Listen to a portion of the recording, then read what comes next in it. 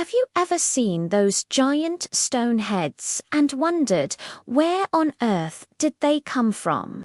Welcome to Easter Island, or as the locals call it, Rapa Nui, one of the most remote inhabited islands on the planet.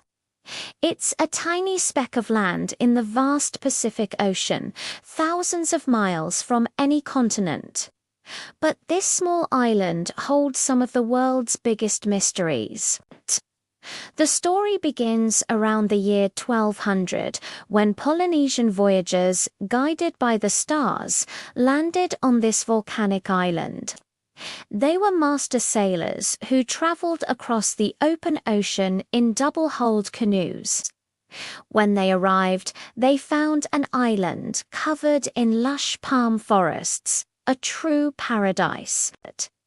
They established a thriving society, organized into clans, and began a tradition that would make them famous for all time, carving and erecting the massive stone statues known as moai.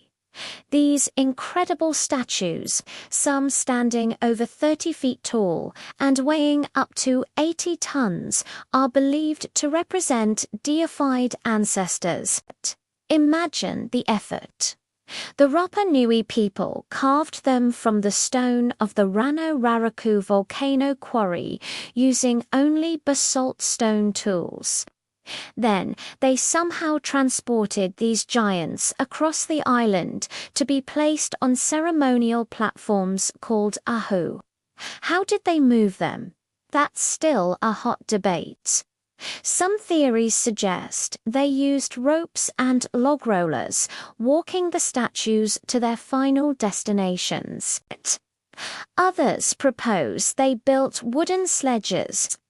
Whatever the method, it was an astonishing feat of engineering and community effort. For centuries, life on Rapa Nui revolved around this statue-building culture. The population grew, possibly reaching as many as 15,000 to 20,000 people at its peak. Their homes, called hairpienga, were fascinating.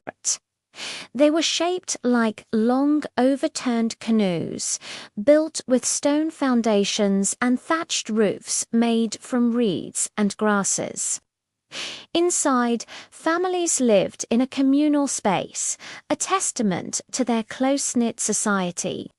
They were skilled farmers, cultivating sweet potatoes, yams, and bananas in rock gardens called monavai to protect the crops from the wind.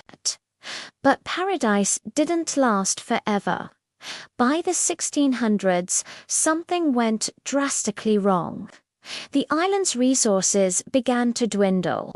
The palm forests that once covered the island were gone, used for moving statues, building canoes, and for firewood. Without trees, the soil eroded, making farming more difficult. Bird populations declined. This resource scarcity led to intense competition and conflict between the clans. The statue-building era came to a halt, and many moai were toppled during these internal wars. The population crashed, falling to just a few thousand by the time Europeans first arrived on Easter Sunday in 1722, which is how the island got its Western name. Life became even harder with the arrival of outsiders. In the 19th century, Peruvian slave raiders captured about half of the remaining population, including the island's leaders and elders who held the knowledge of their culture and the Rongorongo script, a system of writing that remains undeciphered to this day. Diseases brought by visitors further decimated the Rapa Nui people. By 1877, only 111 individuals remained on the island. It was a culture on the very brink of extinction.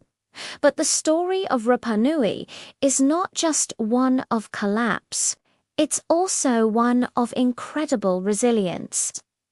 From those 111 survivors, the Rapa Nui people have rebuilt their culture and community. Today, Easter Island is a territory of Chile, and its population is around 8,000 people. About 60% of them are descendants of the original Rapa Nui. Modern life is a blend of ancient tradition and contemporary living. The main town, Hangaroa, has internet, cars, and supermarkets just like any small town.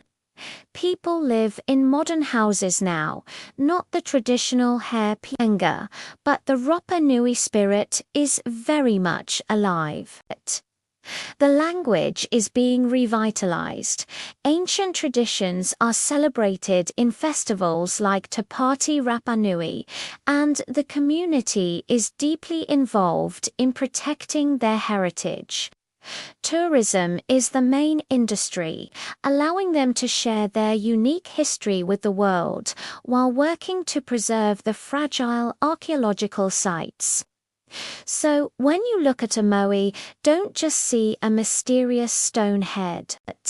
See a symbol of human ingenuity, artistic achievement, a cautionary tale about sustainability, and above all, the incredible story of survival and endurance of the Rapa Nui people. Their journey from a powerful, isolated society to the brink of collapse and back again is a powerful lesson for all of us. Thanks for joining me on this trip to Easter Island. If you found this story as fascinating as I do, be sure to like this video and subscribe for more adventures into our world's incredible history. See you next time.